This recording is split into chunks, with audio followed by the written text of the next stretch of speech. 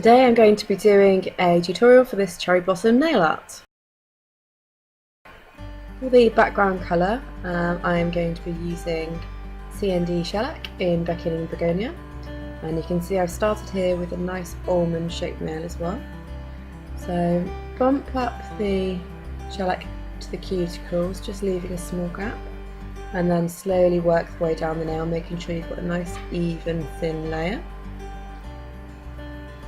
Don't forget to cap the free edge there and smooth down to make sure you don't end up with a bulk of product.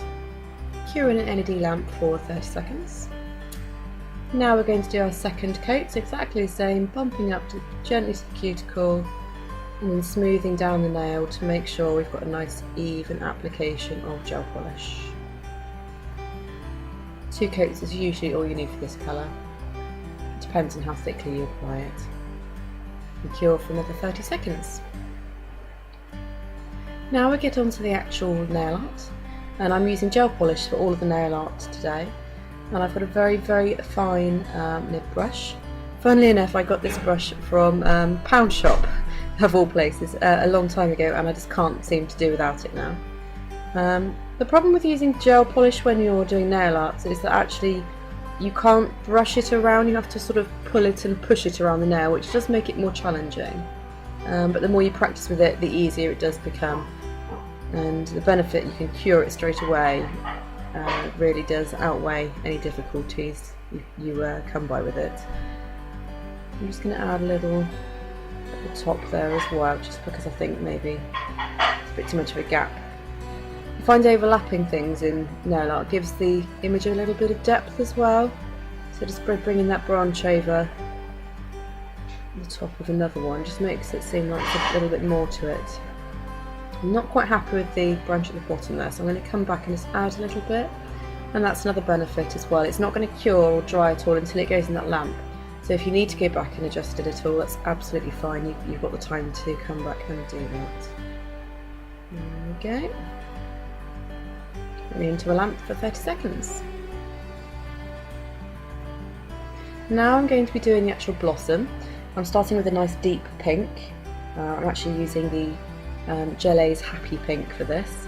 And I'm not being too precise, I'm just going to sort of blob it up and down the branches. Just making sure the blobs aren't too close together or too uniformed, because you don't want them to look the same, because they are each supposed to be different flowers.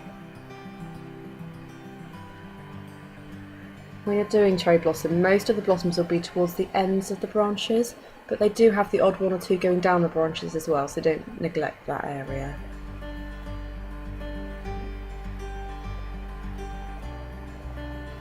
If one or two of them do join up, don't worry too much, it's not an issue.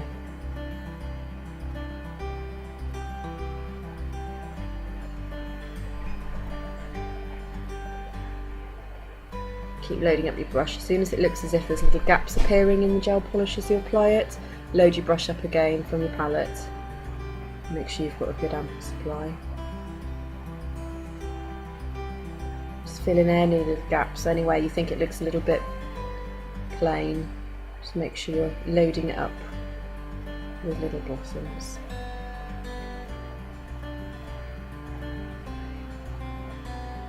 And cure for another 30 seconds. So now's the time to add detail. I'm going to start off with a slightly lighter pink. I'm just going to sort of blob it into the middle of each individual blossom. I'm not being too precise, I'm just sort of dabbing it on there just to give a little bit of depth really and texture to the blossoms. You don't want them to look flat or just like blobs, and this is really where your pink blobs turn into blossoms. So I'm just going around. I'm actually putting on a fair amount of gel polish here. I don't know if you can see that well, because I'm going to add more colour in a moment, and by putting a little bit on you can actually blend them quite nicely and have like swirling effects, which works quite well. I'm just getting some white on my brush now, and I'm just going to go to the middle of each little blossom, and in the pink we've just applied, I'm just going to put a couple of little blobs, little dabs of white, just to sort of highlight the tips of those flowers really. Give it a real depth to the image, make it stand out.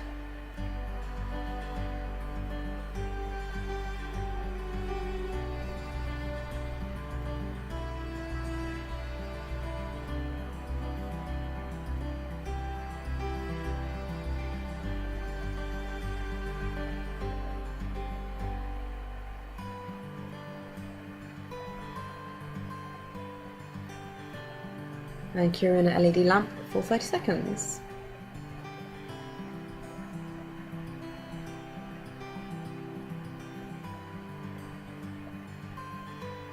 Now the last little bit of detail we're going to be adding is a little bit of green, just to pop on some little leaves. Now I've chosen quite a bright pop green for this. It's not particularly natural green, but I think actually the colour complements really nicely. I apologise, my head keeps coming into shot here, so you get a nice view of my parting and my roots. But you can see I'm just adding the little leaves on there. And I find the best way to do leaves with shellac in particular is to actually do like a blob and then push it forward with the tip of your brush, and it just forms it into that nice little pointed leaf shape without too much effort then. So just wherever you think you see a little gap and it looks like there should naturally be a leaf there, pop one on. And don't be afraid to put them over the top of some of the blossoms as well, because again that's going to add depth to the image that we're creating.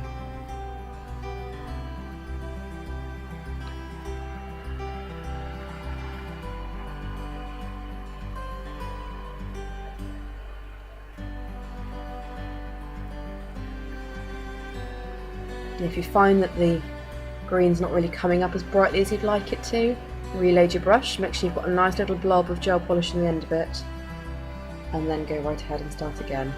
The thing is, if you haven't got enough gel polish in your brush, you will just be pushing it around. So there's the finished design, and we're just going to finish it off by top coating it. I'm a real fan of the ASP signature gel polish for the top coat. I just think it's so shiny and it just lasts so well. Clients come back 3 weeks later with lovely shiny nails still. Just make sure you cap the free edge there and then cure for 30 seconds.